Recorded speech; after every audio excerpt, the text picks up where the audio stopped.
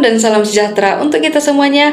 Kembali lagi bersama dengan saya yang akan menemani saudara pada saat ini. Baik, di video kali ini saya akan memberikan sedikit pembelajaran mengenai teologi Alkitab, yaitu dengan judul Hubungan Teologi Alkitab dengan Eksegesis. Tapi sebelumnya saya akan terlebih dahulu untuk memperkenalkan diri. Perkenalkan, nama saya Marice Simamora dengan NIM 20010176.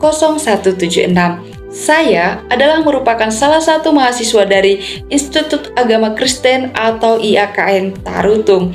Nah, saya mengambil prodi Pendidikan Agama Kristen S1.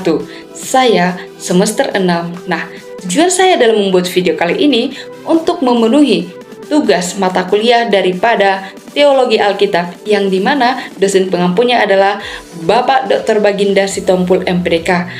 Nah, baiklah, kepada Bapak Ibu dan saudara-saudara sekalian, saya akan menjelaskan apa sebenarnya itu hubungan teologi Alkitab dengan eksegesis. Mari kita dengarkan bersama dan tetap stay, jangan kemana-mana. Nah, baik, di sini saya akan menjelaskan bagaimana sebenarnya hubungan teologi Alkitab dengan eksegesis. Nah, namun sebelumnya saya akan menjelaskan bagaimana sebenarnya perbedaan arti dari masing-masing makna tulisan teologi tersebut. Teologi adalah merupakan sebuah ilmu pengetahuan yang membicarakan tentang Tuhan. Nah, dia yang bersifat secara umum, yaitu bisa dikatakan ya berbicara semua keilmuan yang menyambungkan dengan teologi. Seperti halnya teologi malaikat, setan, dan lain-lain. Nah, sebuah keilmuan itu yang berbasiskan teologi. Nah, baik, saya akan menjelaskan apa itu teologia. Teologia adalah sebuah ilmu pengetahuan yang dimana dia membicarakan tentang Tuhan dalam bersifat secara khusus. Nah, baik, saya akan menjelaskan apa sebenarnya pengertian teologi itu.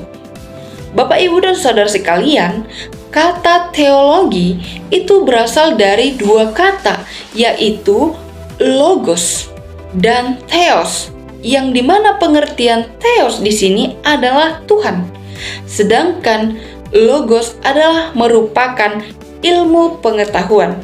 Jadi, jika kita mengartikan dari kedua kata yang sudah diterjemahkan tersebut, maka teologi adalah merupakan ilmu pengetahuan tentang Tuhan. Jelas, maka Alkitab adalah merupakan perkataan Tuhan atau firman Tuhan yang memberikan pedoman, pengajaran.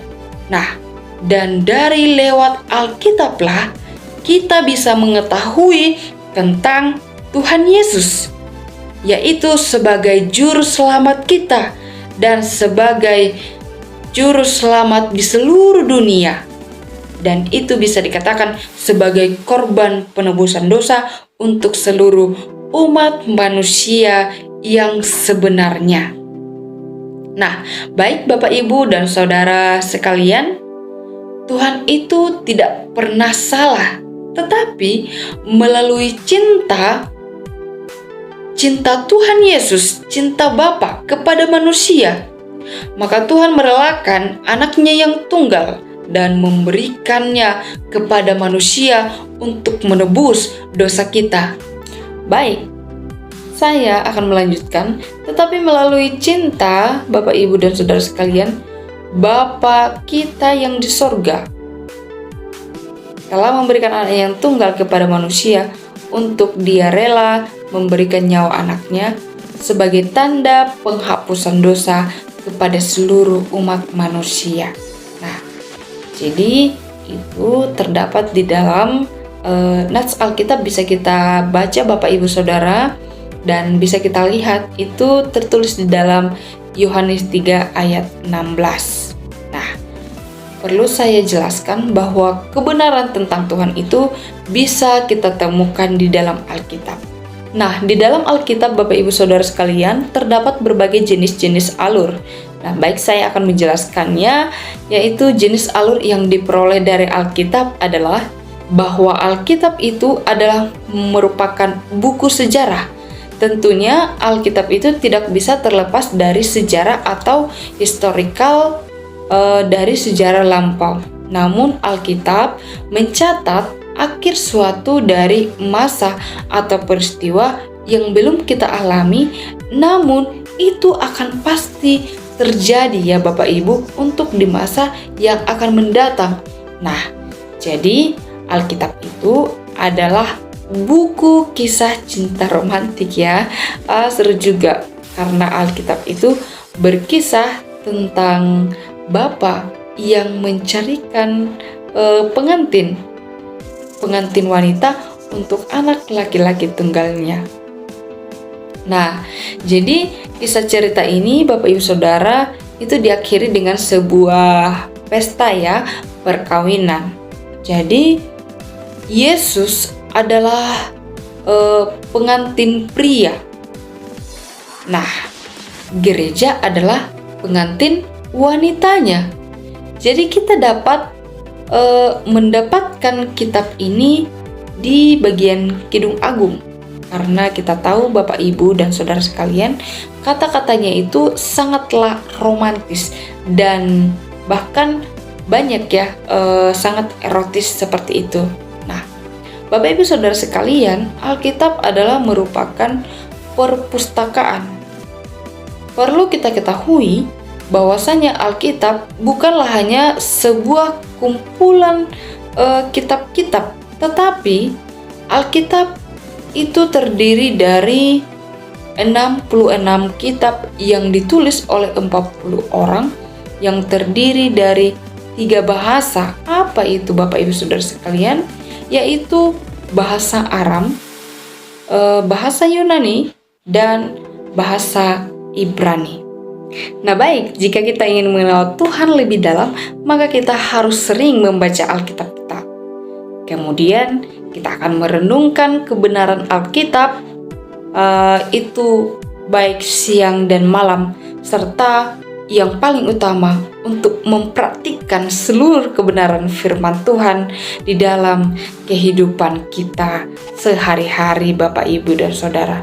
Dan itu terdapat di Lukas 24 ayat 27 dan Lukas 24 ayat 44. Bisalah kita baca itu ya Bapak Ibu. Nah, membaca Alkitab itu tidak membuat kita menjadi semakin pandai ya. Dan juga bisa dikatakan tidak membuat kita itu menjadi kaya.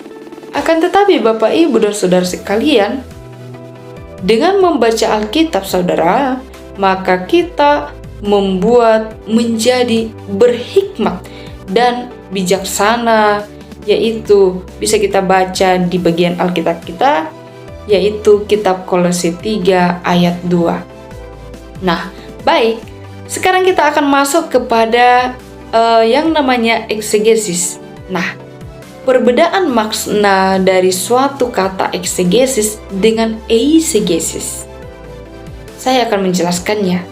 Yang pertama adalah eksegesis. Eksegesis Bapak Ibu dan Saudara adalah merupakan kata yang berasal dari 2 suku, yaitu bahasa Yunani yang disebut sebagai ex dan agomai. Ex itu berarti keluar, dan agomai adalah memimpin atau membawa, membaca atau menggali.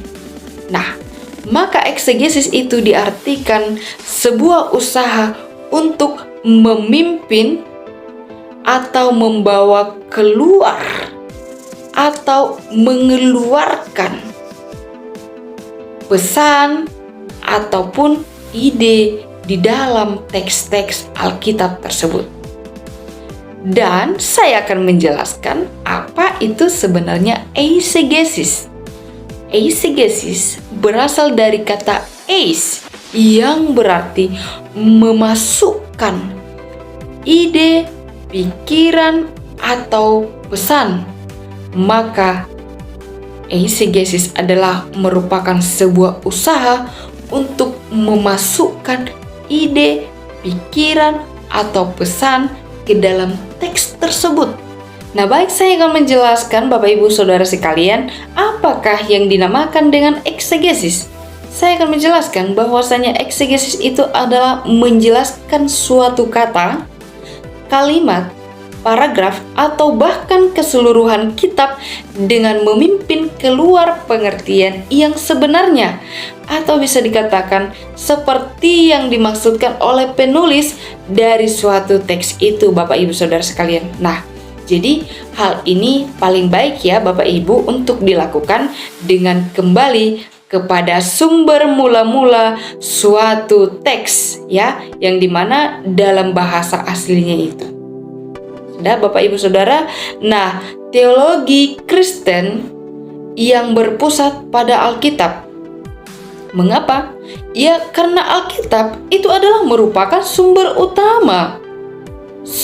utama umat Tuhan untuk mengenal Allah. Nah, dan apabila Alkitab itu harus perlu dipelajari dengan penafsiran, yaitu tadi eksegesis. Jadi jelas ya Bapak Ibu bahwasanya Alkitab adalah merupakan penelitian teologis bagi kekristenan.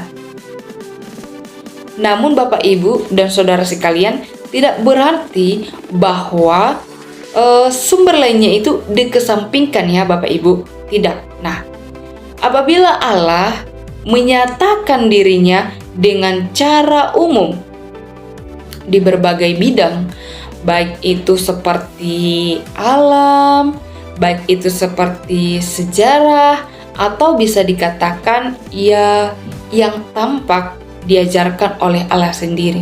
Nah, maka perlu itu juga dapat diselidiki alam dan juga sejarahnya untuk memperoleh masukan atau ide-ide tambahan untuk memahami pernyataan tersebut yang utama tadi ya. Akan tetapi Bapak Ibu dan saudara-saudara sekalian, sumber daripada masukan lainnya itu tidaklah sepenting Alkitab. Nah, perlu kita ketahui, eksegesis dalam penelitian teologis itu adalah merupakan suatu keharusan. Mengapa demikian Bapak Ibu dan saudara sekalian? Karena kita tahu bahwasanya tanpa eksegesis maka penelitian teologis sebagaimana mestinya itu tidak akan terwujud. Karena eksegesis yang benar Bapak Ibu dan saudara sekalian akan menghasilkan teologi yang benar. Namun sebaliknya Bapak Ibu dan saudara sekalian, bahwasanya eksegesis yang salah itu akan menghasilkan teologi yang salah pula. Nah, walaupun terkadang berat dan sangat banyak hambatan dalam melakukan eksegesis Bapak Ibu dan saudara sekalian, namun pembelajaran Alkitab bahwasanya mau tidak mau maka kita harus berusaha melakukan yang terbaik di dalam eksegesis tersebut. Nah, karena itu kita melakukannya terhadap firman Tuhan yang mana dia adalah merupakan objek penelitian teologis. Kata eisegesis itu timbul dari pengertian hermeneutika, yang dimana hermeneutika itu adalah merupakan sebuah ilmu menafsir atau upaya menemukan makna atau kata-kata yang berupa ungkapan-ungkapan yang ditulis oleh seorang penulis, lalu kemudian menjelaskan kepada orang lain. Nah, saya akan memberikan sebuah contoh Bapak Ibu dan saudara sekalian supaya kita bisa lebih memahami. Oke? Nah, seperti seorang pendeta. Ketika seorang pendeta yang sedang berkhotbah di altar gereja. Nah, kemudian seorang pendeta tersebut mengangkat suatu topik khotbah yang akan dijelaskannya. Nah, bahwa di dalam ayat Alkitab tersebut terdapat kata yang mungkin bisa ya kurang dipahami oleh jemaat yang berada di situ. Nah, lalu apa sebenarnya tugas pendeta? Tugas pendeta itu untuk menjelaskan arti dari Alkitab itu sendiri. Tentunya Bapak, Ibu, dan Saudara sekalian, hasil dari jawaban Tuhan dan bukan dari hasil pemikiran dari seorang manusia atau pendeta itu sendiri. Nah, sehingga Bapak, Ibu, Saudara sekalian, pendeta itu dengan tepat memberitahukan makna atau arti Alkitab yang tidak diketahui oleh jemaat bahasa Indonesia. Karena bahasa Alkitab itu sendiri adalah Ibrani dan Yunani, maka kita harus tahu dengan bahasa-bahasa tersebut. Siapa yang berhak untuk menerjemahkan? Yaitu seorang ahli atau pakar Alkitab yang bisa kita lihat dan kita baca di berbagai sumber. Nah, maka bisa salah dan terjemahan pun bisa berbeda. Jadi Alkitab itu sah saja dengan terjemahan tersebut, tetapi ketika tidak boleh, kita tidak bisa menggeser makna yang sesungguhnya pada konteks Alkitab tersebut. Ya, kemudian terjemahan dalam Alkitab tersebut itu dieksegesis untuk mendukung makna yang tidak lari dari bahasa aslinya. Karena hubungan Alkitab itu dengan teologi ya eksegesa, maka eksegesa akan mengeluarkan teologi yang datangnya dari Alkitab.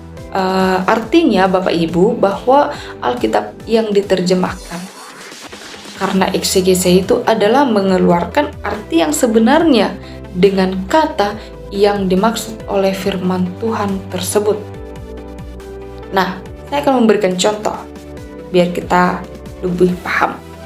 Ya, makna Alkitab dalam Injil Yohanes 1 ayat 1 sampai 4, pada mulanya adalah firman. Benar. Firman itu bersama-sama dengan Allah. Benar. Dan firman itu adalah suatu Allah. Itu salah. Pernyataan pada poin yang ketiga sangat bertentangan dengan poin yang pertama tadi. Karena pada poin yang kedua, firman itu bersama dengan Allah. Berarti firman itu tidak diciptakan. Kenapa disebut pada mulanya? Pada akhirnya nanti pada ayat ke-14, firman itu menjadi manusia, yang dimana menjelaskan bahwa Allah itu nanti pada akhirnya menjadi manusia. Nah, dari pernyataan tersebut, pada mulanya bersama dengan Allah, dan pada akhirnya arti makna dalam pernyataan Alkitab tersebut itu dapat diartikan adalah Yesus. Karena pada ayat ketiga sampai dengan ayat yang keempat, Yesus adalah pencipta. Jadi, apa yang dikerjakan oleh Allah dikerjakan juga oleh Yesus. Karena Yesus adalah pencipta, berarti menentang teologianya adalah Yesus hilang karena Yesus sendiri adalah penciptanya. Nah, kemudian di ayat 4 itu, di dalam Dia ada hidup. Siapa yang memberi hidup? Tentu Tuhan. Berarti di dalam Dia ada hidup, yang berarti Tuhan. Siapa hidup itu? Makna dari Alkitab yaitu firman, dan terang itu adalah Yesus. Nah, maka tugas eksegesa itu adalah menerangkan ayat demi ayat dalam setiap paragraf. Nah, saya akan berikan contoh, yaitu Yesus membangkitkan orang mati. Yesus mengubah air menjadi anggur. Yesus memberi kehidupan. Yesus menciptakan, berarti Yesus adalah Tuhan. Baik, demikian video yang dapat saya sampaikan pada hari ini sebagai pembelajaran kita. Mudah-mudahan dapat bermanfaat bagi kita. Terima kasih sudah menonton. Mudah-mudahan ini akan menjadi bekal kita sebagai pembelajaran sedikit di hari ini. Tuhan Yesus memberkati. Terima kasih sudah menonton dan salam sehat. Shalom.